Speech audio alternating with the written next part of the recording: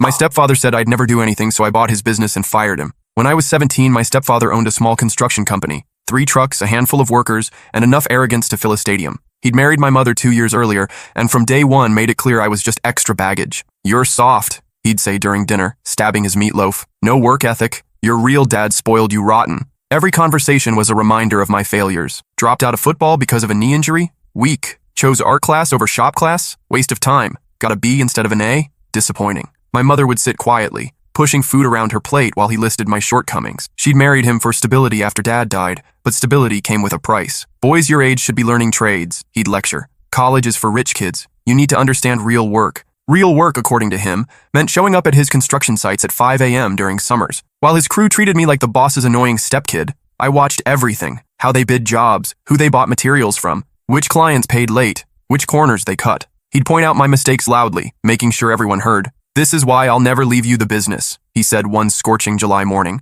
"You don't have what it takes." I was cleaning tools while he screamed at a subcontractor over the phone. The guy owed him money for a bathroom renovation. As I listened, I realized something. My stepfather was terrible at business. He underbid jobs constantly. He used the cheapest materials and wondered why clients complained. He hired unreliable workers because they were willing to work for cash. His books were a disaster. That night, I started researching construction licensing requirements, building codes, material suppliers, industry standards. While he watched TV and complained about lazy workers, I was learning everything he should have known. By senior year, I had a plan. I'd been working weekends at a hardware store, saving every dollar. I learned about tool rental, equipment financing, and supplier credit terms. More importantly, I learned about customer service, something my stepfather had never heard of. The hardware store owner, Mr. Peterson, became my unofficial mentor. "Your stepfather's got a reputation," he told me one Saturday. "Not a good one. Customers come in here complaining about his work all the time." "What would you do differently?" I asked. He smiled. "Everything." The summer after graduation, instead of college, I applied for my contractor's license. My stepfather laughed when he found out. "You failed algebra twice," he said. "You think you can run a construction company?" "We'll see," I replied. 3 months later, I passed the exam on my first try. The next part required careful timing. I'd been watching his business deteriorate for months. Late payments from clients, angry suppliers threatening to cut off credit. His best worker had quit after not getting paid for 2 weeks. My stepfather was drowning, but too proud to admit it. Then I got the call that changed everything. Mrs. Davidson, an elderly woman across town, needed her kitchen remodeled. She'd hired my stepfather 6 months earlier. He'd taken her deposit and disappeared, leaving her with half-demolished cabinets and a gaping hole where her sink used to be. "I don't know what to do," she said when she called the hardware store looking for help. "I can't afford to hire someone else, and he won't return my calls." I drove to her house that evening. The kitchen was worse than she described. Crooked drywall, exposed electrical wires, and a floor that looked like it had been attacked with a sledgehammer. "How much did you pay him?" I asked. $12,000, she whispered. "My entire savings." That's when I knew exactly what I had to do. I spent the next week creating a detailed plan to finish Mrs. Davidson's kitchen. I got quotes from suppliers, calculated labor costs,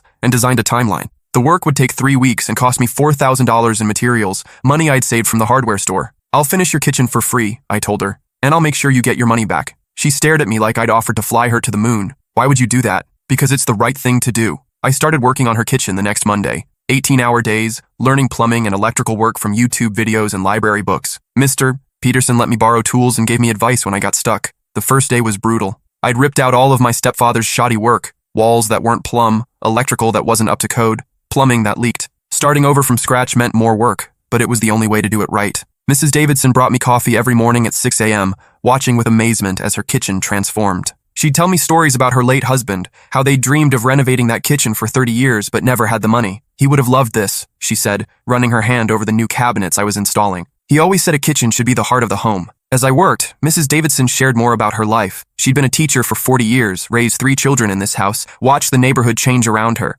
Her husband had been a mechanic who could fix anything but never had time to renovate their own home. "We always said next year for the kitchen," she told me while I installed new flooring. "Next year when we save more money. Next year when the kids are older. Next year when he retires." But next year never came. Her husband had died of a heart attack 3 years earlier, leaving her with Social Security and a small pension. The kitchen renovation was supposed to be her way of finally honoring their dream together. "That man," she said, referring to my stepfather, "he knew I was alone. He knew I didn't understand construction. He took advantage of that." By the end of the first week, neighbors were stopping by to see the progress. Word spread quickly in a small town. The kid was fixing what his stepfather had destroyed. Mrs. Henderson from next door pulled me aside on Friday afternoon. "Your stepfather did work for me last year," she said quietly. "Bathroom renovation. The tiles are already falling off and the shower leaks into my kitchen below." She showed me photos on her phone. It was worse than Mrs. Davidson's kitchen. "Would you look at it?" she asked. I can't afford another contractor, but I can't live with it like this. That weekend, I had 3 more calls. People who'd been burned by my stepfather's shoddy work, a deck that was literally collapsing,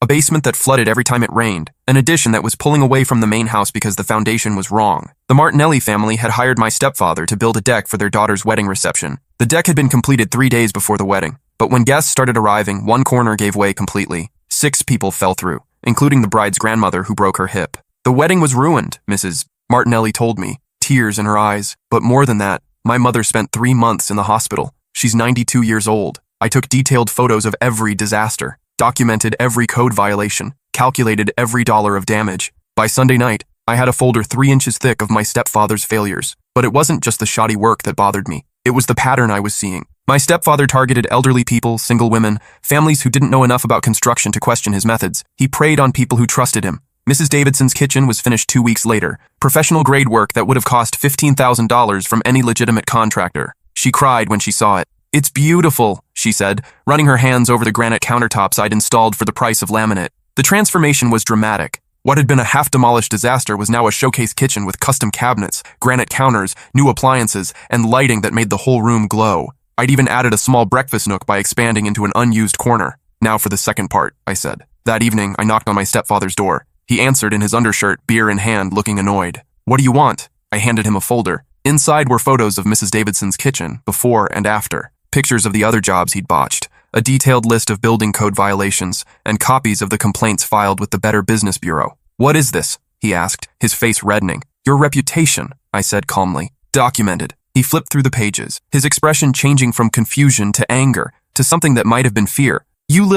I'm starting my own construction company, I interrupted. And I'm going to fix every job you've screwed up. Starting with Mrs. Davidson. You can't afford that. Actually, I can. See, while you were drinking beer and complaining about your workers, I was building relationships. Mr. Peterson's investing in my company. So are 3 other local business owners who are tired of referring customers to contractors who rip them off. That was partially true. Mr. Peterson had agreed to co-sign a small business loan, and several shop owners had promised to recommend me. But the look on my stepfather's face made it worth the exaggeration. You're bluffing. I pulled out my phone and showed him a video. Mrs. Davidson, standing in her completed kitchen, giving a testimonial about the wonderful young man who fixed what his stepfather destroyed. This goes live on social media tomorrow, I said, along with the other testimonials I've been collecting. His hand tightened around his beer bottle. What do you want?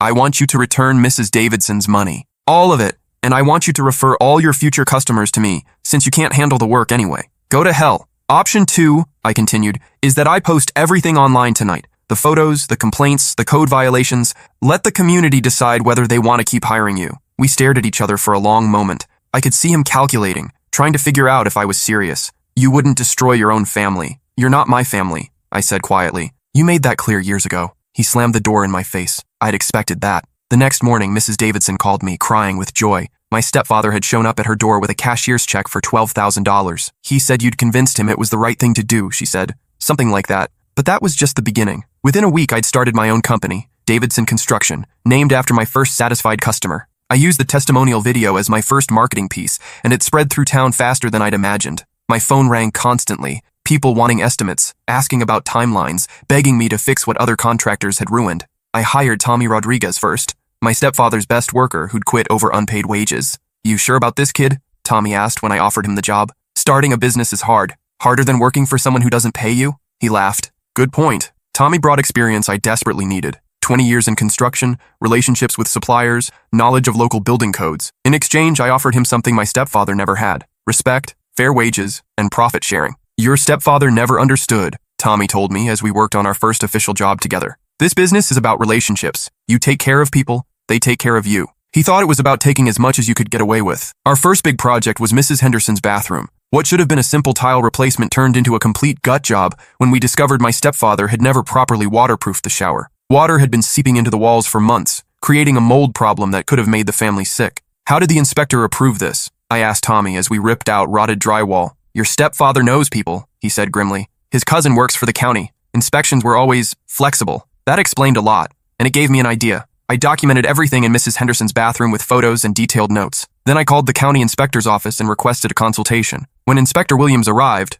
not my stepfather's cousin, his face went white. This is a serious code violation, he said, taking his own photos. This could have caused structural damage to the entire house. What happens now? I need to review all permits issued to the previous contractor, he said. If this is representative of his work, it was. Inspector Williams spent the next month re-inspecting every job my stepfather had completed in the past 2 years. 17 violations, 3 houses that needed immediate remediation for safety issues, 1 that had to be evacuated until repairs were made. The Martinelli family's deck wasn't just poorly built, it was dangerous. The support posts weren't properly anchored, the joists were undersized, and the connection to the house was barely holding. It was a miracle only 6 people had fallen through. This could have killed someone, Inspector Williams told me privately. If that deck had collapsed with a full wedding party, my stepfather's contractor's license was suspended pending a hearing. While all this was happening, my business was exploding. Word of mouth in a small town is everything, and satisfied customers tell everyone. Mrs. Davidson organized a coffee morning where she invited 12 neighbors to see her kitchen. 8 of them hired me on the spot. I was working 16-hour days, learning on the job, making mistakes but fixing them immediately. Unlike my stepfather, when I screwed up, I owned it and made it right at my own expense. The first mistake I made was on the Williamson family's basement renovation. I miscalculated the load-bearing requirements for a wall I'd removed, and the floor above started to sag. It was a $3,000 mistake that I fixed out of my own pocket, even though it meant I lost money on the job. Most contractors would have argued about it, Mr. Williamson told his neighbors later, but this young man just said, "That's my mistake, and I'll make it right." That's integrity. That reputation for integrity became my competitive advantage. In a town where my stepfather had burned bridges and broken promises, I became known as the contractor who kept his word. The breakthrough moment came 6 months later when the mayor called me personally. "We're renovating the community center," he said. "It's a big job, 40,000 square feet, full renovation. We've had 3 contractors bid on it. I'd be honored to submit a proposal." "Actually," he said, "after what happened with your stepfather's work around town, the city council voted. We want to hire you directly. No bid required." The community center project was massive. Built in 1952, the building needed everything. New electrical, plumbing, HVS, flooring, windows, and a complete kitchen renovation. It was a $280,000 job that would take 8 months to complete. I hired 6 more workers, rented additional equipment, and established relationships with major suppliers. The project would make or break Davidson Construction. My stepfather's business, meanwhile, was collapsing. His license suspension meant he couldn't bid on any legitimate jobs. His reputation was destroyed. His workers had all quit or been hired by competitors. The bank foreclosed on his trucks. I saw him one afternoon at the unemployment office. He looked older, defeated. The arrogance was gone, replaced by something I'd never seen before: humility. He didn't see me, but I watched him fill out paperwork for benefits. Heard him tell the clerk he was willing to take any kind of work. The man who'd spent years telling me I'd never amount to anything was now desperate for any job at all. I should have felt satisfied. Instead, I felt something unexpected: pity. The community center project became my proving ground. Every detail mattered, because the entire town would see the results. I worked alongside my crew, learning advanced techniques, pushing myself to deliver the best work possible. Midway through the project, we discovered a serious structural problem. The building's foundation had been compromised by decades of water damage. The safe solution would add $40,000 to the budget and delay completion by 6 weeks. "What do you want to do?" Tommy asked. "We could probably shore it up cheaper, get by for a few more years." "No," I said immediately. "We do it right. If I have to eat the extra cost, we do it right." I called the mayor and explained the situation. Instead of being angry about the delay and cost overrun, he was impressed by my honesty. "Most contractors would have found a way to make this our problem," he said. "The fact that you're recommending the expensive solution when you could have taken shortcuts tells me everything I need to know about your character." The city council approved the additional budget, and the project continued. During this time, my mother was watching my transformation with amazement. The angry, discouraged teenager who'd been crushed by his stepfather's constant criticism was becoming a confident businessman. "Your father would be so proud," she told me one evening as I showed her photos of the community center progress. "Which father?" I asked, not meaning to sound bitter. "Your real father," she said firmly. "The one who taught you that character matters more than profit." She was right. I learned more about integrity from my father's memory than from my stepfather's presence. The community center project was completed 2 weeks ahead of schedule and $15,000 under budget. The grand reopening made the front page of the local newspaper with a photo of me cutting the ribbon alongside the mayor. "Local young entrepreneur transforms downtown landmark," read the headline. That same week, my stepfather's former business partner called me. "I heard about your success," he said. "Congratulations. Thank you. Listen, I'm liquidating the assets from the old company. Tools, equipment, whatever's left. Would you be interested in buying any of it?" I drove to the warehouse the next day. Seeing my stepfather's tools laid out like a garage sale was surreal. These were the same tools I'd cleaned and organized as a teenager while he criticized my work. "How much for everything?" I asked. "$5,000 for the whole lot." It was worth at least $20,000, but liquidation sales are always brutal. Sold. As I was loading the tools into my truck, I found something that stopped me cold. A wooden toolbox with my real father's initials carved into the lid. These had been my dad's tools, the ones my stepfather had claimed after marrying my mother. Inside the toolbox was a folded piece of paper, A letter my father had written to me when I was 7, meant to be opened when I started working with tools. My mother must have hidden it there before my stepfather took over. "Son," it read, "by the time you read this, you'll be old enough to understand that building something with your hands is one of life's greatest satisfactions. It doesn't matter if you're building houses or building character. The principles are the same. Measure twice, cut once, use quality materials, take pride in your work, and remember that what you build today will last long after you're gone." I sat in that empty warehouse and cried for the first time in years. The letter continued.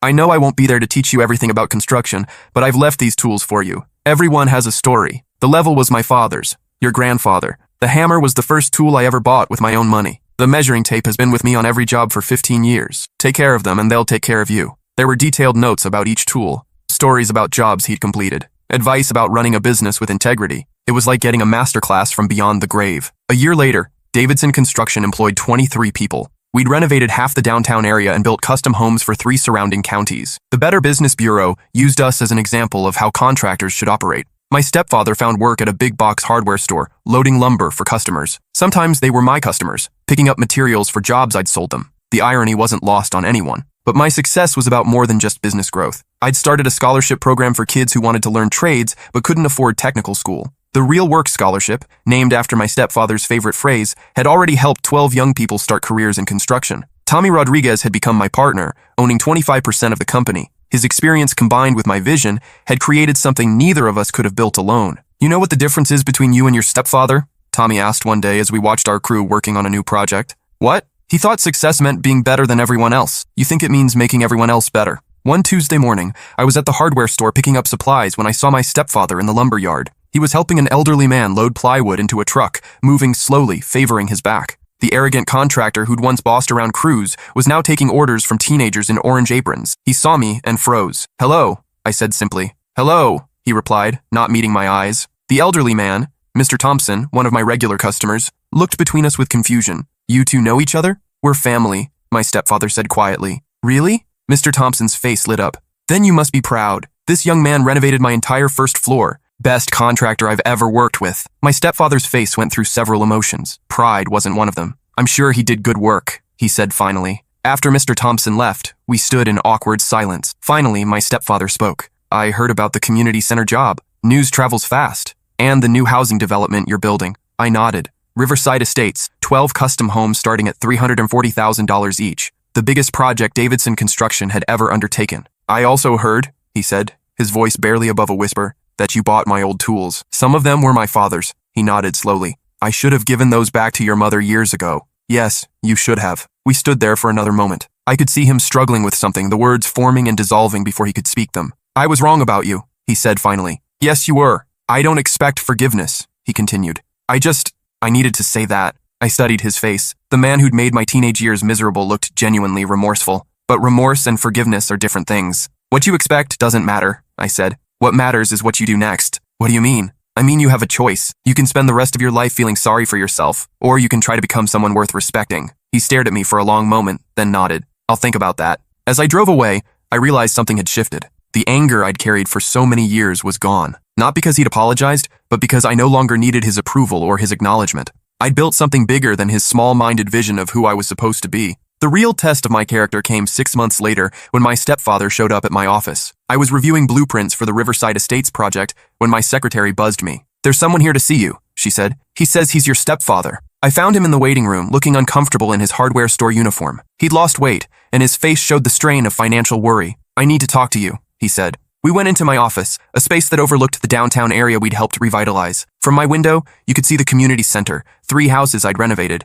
and the site where Riverside Estates was taking shape. "I need work," he said quietly. I looked up from the blueprints I was reviewing. 3 major projects lined up for the next month: a house addition, a commercial renovation, and a church basement that needed complete rebuilding. "What kind of work?" "Any kind. I'm not picky anymore." I studied his face. The man who'd spent years telling me I'd never amount to anything was now asking his stepson for a job. "Can you follow instructions without arguing?" He nodded. "Can you show up on time and work a full day without complaining?" Another nod. "Can you treat my other workers with respect, regardless of their age or experience level?" "Yes," he said, and something in his voice made me believe him. "The pay is $12 an hour. No benefits until you prove you're reliable. You'll work under Tommy Rodriguez. Remember him? The guy you fired for asking about overtime?" His face flushed, but he nodded again. "And one more thing," I said, standing up. You don't get to call me soft anymore, because everything I built it despite you, not because of you. He worked for me for exactly 3 weeks. The first week went well. He showed up on time, followed instructions, and kept his opinions to himself. The second week, old patterns started emerging, showing up 5 minutes late, questioning Tommy's decisions, making snide comments about how things used to be done. The breaking point came during the third week. We were working on a kitchen renovation for a young couple expecting their first child. My stepfather was helping install cabinets when the homeowner, Lisa, asked him about his experience. "I've been doing this for 25 years, he said. "I used to own my own company until my stepson here decided to play games with my reputation." Lisa looked confused. Tommy and I exchanged glances. "Actually," I said calmly, "you lost your license for code violations and your reputation for taking deposits and not finishing jobs." "That's not how it happened," my stepfather snapped. "You sabotaged me because you were jealous." The room went silent. Lisa looked between us, clearly uncomfortable. "I think you should leave," I said quietly. "You can't fire me for telling the truth. I'm firing you for lying to my customer and creating a hostile work environment. Tommy, please escort him out." As Tommy walked him to his car, my stepfather turned back. "This isn't over," he said. "Yes, it is," I replied. 3 months later, my mother called with news. "He's been going to AA meetings," she said. "Your stepfather, and anger management classes. Good for him. He asked if he could write you a letter. What did you tell him?" I told him that was between you and him. The letter arrived a week later. 3 pages of handwritten apology, taking responsibility for his treatment of me, acknowledging the damage he'd caused. At the end, he wrote, "I don't expect you to forgive me, but I want you to know that watching you succeed, despite everything I did to discourage you, has been the most humbling experience of my life. You became the man I wish I could have been." I read it twice, then filed it away. Some wounds heal with time. Others become scars that serve as reminders. This felt like the latter. But the letter also included something unexpected. Information about 3 more families he'd ripped off before I'd started documenting his failures. He provided names, addresses, and details about what he'd done wrong. "I know I can't undo the damage," he wrote, "but maybe you can help them the way you helped Mrs. Davidson." I spent the next month reaching out to those families. The Kowalskis had paid him $8,000 to finish their basement, only to have him disappear after demolition. The Changs had hired him to build a deck that was never properly anchored to their house. The Rodriguez family, no relation to Tommy, had paid for a bathroom renovation that was left half-finished when he stopped returning their calls. Each family had given up hope of getting their money back or their projects completed. I offered to finish their work at cost, using my father's tools and the lessons I'd learned about doing things right. The Kowalski basement became a beautiful family room with proper insulation, electrical, and flooring. The Changs got a deck that could safely hold their entire extended family for barbecues. The Rodriguez bathroom was completed with attention to detail that exceeded their original expectations. Word of these rescue projects spread beyond our town. I started getting calls from neighboring communities where contractors had abandoned jobs or done substandard work. It became a specialized part of our business, fixing what other people had broken. Davidson Construction grew to employ 47 people across 2 counties. We opened a training program for young contractors, teaching them not just technical skills but business ethics and customer service. The program was endorsed by the State Contractors Licensing Board as a model for the industry. My stepfather continued working at the hardware store, and according to my mother, he was attending counseling regularly. He'd stopped drinking and was trying to rebuild relationships with his own children from his first marriage, relationships that had been damaged by years of his toxic behavior. One evening, I was working late in my office when I saw him through the window. He was walking slowly down the street, carrying a small bouquet of flowers. I watched him stop at Mrs. Davidson's house and ring the doorbell. Through her front window, I could see them talking. She invited him in, and they sat in her living room, the one adjacent to the kitchen I'd renovated, for about an hour. When he left, she walked him to the door and patted his shoulder gently. The next day, Mrs. Davidson called me. "Your stepfather came by last night," she said. "I saw. What did he want?" "To apologize, and to pay me back the interest I lost on my savings account while my kitchen was torn up for 6 months. How much? $300. It wasn't much, but it was what he could afford. He said he'd been saving it from his hardware store paychecks. How do you feel about that?" She was quiet for a moment. "I think people can change if they really want to. The question is whether they want to." Last month, Mrs. Davidson's granddaughter hired me to renovate her first home. As I was measuring the kitchen, Mrs. Davidson pulled me aside. "I need to tell you something," she said. "Your stepfather came by last week." My stomach tightened. "What did he want?" "He wanted to see the kitchen, the one you built." She smiled. I showed him around, and when we got to the kitchen, he just stood there for the longest time. Finally, he said, "That boy did good work." "What did you tell him?" I said, "That's not a boy anymore. That's a man who knows how to keep his word." "Okay," she paused, studying my face. He asked if I thought you'd ever forgive him. "What did you say?" I told him forgiveness isn't something you ask for. It's something you earn. That evening, I drove past the hardware store where my stepfather worked. Through the window, I could see him helping customers, moving slowly but steadily. The man who'd once owned a construction company was now earning minimum wage, but he was showing up every day, doing the work without complaint. Maybe that was enough. Not redemption exactly, but accountability. That night, I called my mother. She'd divorced my stepfather 2 years earlier, after she finally saw who he really was, but they remained in contact because of their shared concern for his rehabilitation. "How was your day?" she asked. "Good," I said. "Mrs. Davidson told me something interesting." I repeated the conversation. "How does that make you feel?" she asked. I thought about it for a long time. The angry teenager who'd started this journey wanted revenge. The businessman I'd become just wanted success. But the man I was now,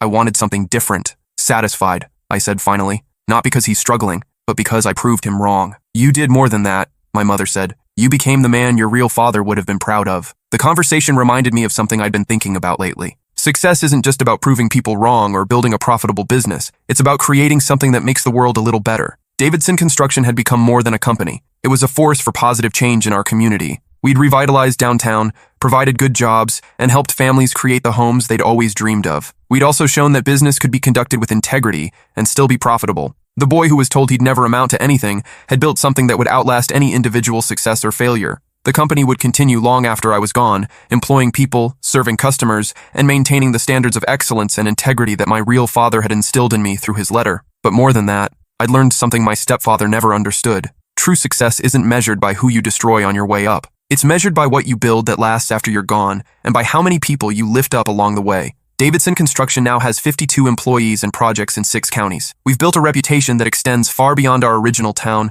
but we've never forgotten where we started or why we started. My stepfather still works at the hardware store. Sometimes I see him there when I'm picking up supplies. We nod to each other now, politely but distantly. The anger is gone, replaced by something closer to acceptance. He's earned a certain respect from his co-workers for his knowledge of tools and materials. Customers seem to like him. He's become, in his small way, useful again. Last week, one of my foremen told me an interesting story. A customer had asked for help choosing the right screws for a deck project. My stepfather had spent 20 minutes explaining different options, recommending the best materials, and showing him proper installation techniques. "That old guy really knows his stuff," the customer had said, and he was really honest about what I needed versus what I wanted to buy. Saved me probably $200. Maybe that's enough redemption for anyone, becoming helpful instead of harmful, useful instead of destructive. Not everyone gets a grand comeback story. Sometimes the victory is just learning to show up and do good work without needing to tear others down. The scholarship program I started has now helped 47 young people begin careers in construction and related trades. 3 of them have started their own companies following the principles of quality work and ethical business practices.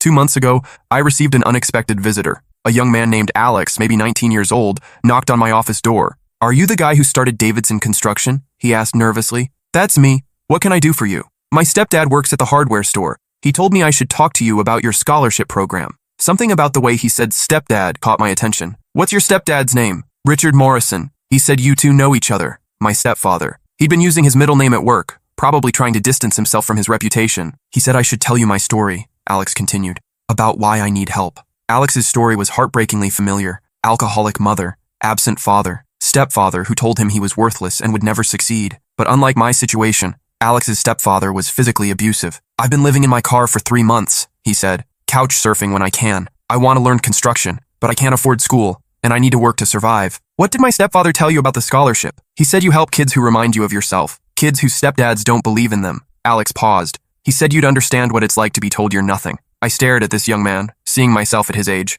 angry, desperate, determined to prove everyone wrong. "He also said something else," Alex added quietly. "What?" "He said he hopes you're a better man than he was, and that maybe helping me would be a way for him to, I don't know how to say it, make amends?" "Yeah, that." I looked at Alex's application. Despite everything he'd been through, he'd maintained a 3.8 GPA in high school while working 2 part-time jobs. His shop teacher had written a recommendation calling him the most naturally gifted student I've ever taught. "When can you start?" I asked. "Start what?" "Work, school, both. We'll figure it out." Alex became our first live-in apprentice. We converted space above our main workshop into a small apartment, and he began splitting time between hands-on training with our crews and evening classes at the technical college. But more importantly, he became the first recipient of what I decided to call the Second Chance Scholarship, specifically for young people escaping toxic family situations. 3 weeks after Alex started, my stepfather showed up at the job site where Alex was learning to frame walls. "I wanted to see how he's doing," he said, watching Alex work alongside Tommy. "He's doing well. Natural talent." We stood in silence for a few minutes,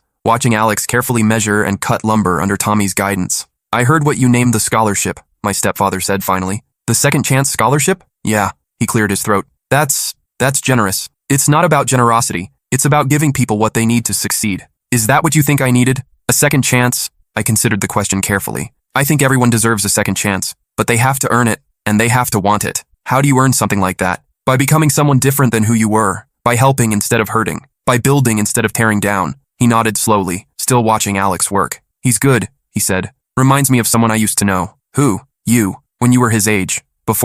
He trailed off. Before you what? Before I tried to convince you that you couldn't do it. It was the closest thing to a real apology I'd ever heard from him. Why did you send him to me? I asked. Because I saw how his stepfather talks to him, same way I talk to you. And I thought, maybe if someone had helped you back then, things would have been different. Things turned out fine. No thanks to me. We watched Alex and Tommy work for a few more minutes. Then my stepfather turned to leave. Thank you, he said quietly, for helping him. I'm not doing it for you. I know. That's what makes it mean something. 6 months later, Alex was one of our most promising apprentices. He'd moved out of the apartment above the workshop and into a small house he was renting with another young employee. He was talking about starting his own company someday, following the model we'd established. The transformation was remarkable. The angry, desperate kid who'd knocked on my door had become confident and skilled. He had a purpose, a future, and most importantly, people who believed in him. But the real surprise came when he asked to speak with me privately. I want to do something, he said. For your stepfather. What do you mean? He's been coming by the hardware store during my lunch breaks, just to check how I'm doing. And he's been giving me advice about tools, techniques, stuff like that.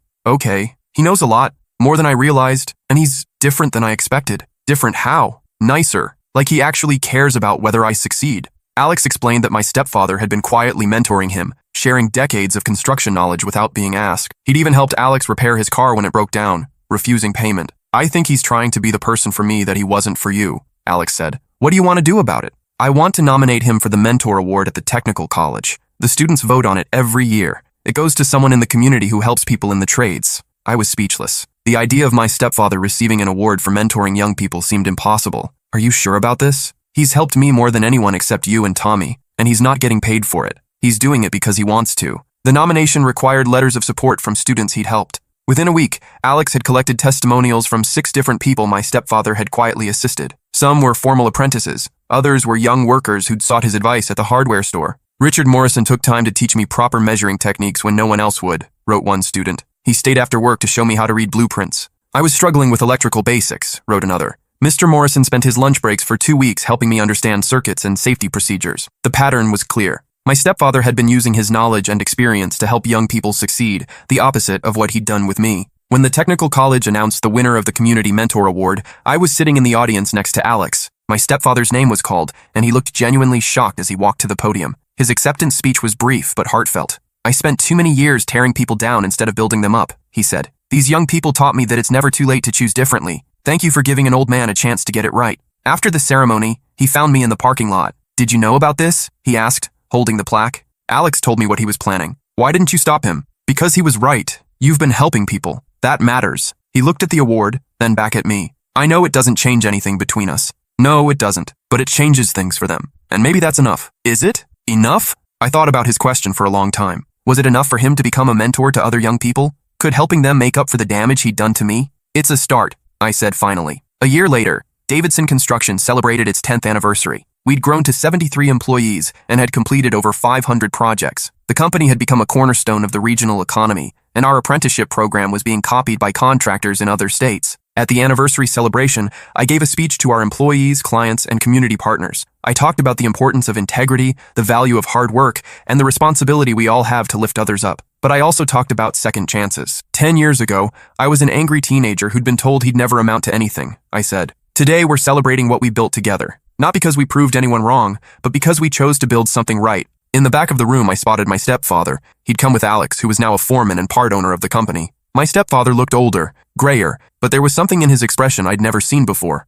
Genuine pride. After the celebration, he approached me one last time. I won't keep bothering you, he said. I just wanted to say, what you've built here is remarkable. Your father, your real father, would be proud. Thank you. And I wanted you to know that Alex is talking about starting his own company, following your model, teaching young people while he builds his business. That's the point. The best way to honor what you've learned is to pass it on. Like you did for him. Like you did too. He looked surprised. I didn't teach him much. You taught him that people can change, that someone who made mistakes can still choose to help instead of hurt. That's not a small thing. We shook hands for the first time in 15 years. Take care of yourself, I said. You too. 5 years later, Alex opened his own construction company, Phoenix Building, named after the idea of rising from ashes. His first employee was a 19-year-old kid from a broken home, someone Alex found through the expanded scholarship program we'd developed. My stepfather continued working at the hardware store until he was 67, when health problems forced him to retire. He'd become genuinely beloved by customers and coworkers, known for his patience with beginners and his willingness to help anyone who asked. When he died 2 years later,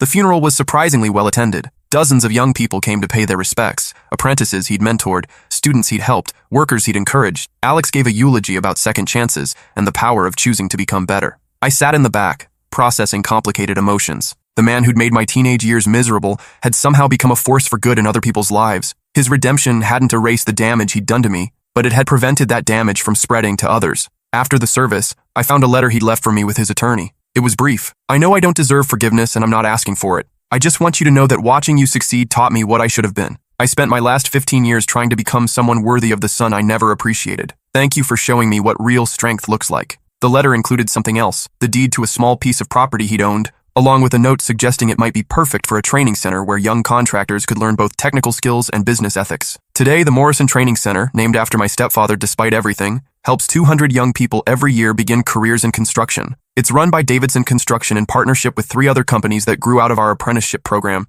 The boy who was told he'd never amount to anything built an entire network of businesses focused on proving that everyone deserves a chance to succeed. The man who said those words spent his final years trying to undo the damage he'd caused. Some victories take decades to fully understand. This was one of them. Not because I destroyed him or because he found redemption, but because we both learned that the true measure of a person isn't their worst moment. It's what they choose to do after that moment. My stepfather chose to become better. I chose to focus on building rather than destroying. And somewhere in that choice, we both found a kind of peace. The company continues to grow, now employing over 100 people across 4 states. But the real success isn't measured in revenue or growth. It's measured in the young people who found purpose, the families who found homes, and the communities that have been rebuilt with integrity and care. That angry teenager who wanted to prove his stepfather wrong became a man who proved that success isn't about defeating your enemies. It's about transforming them into better versions of themselves. Sometimes that's the greatest victory of all.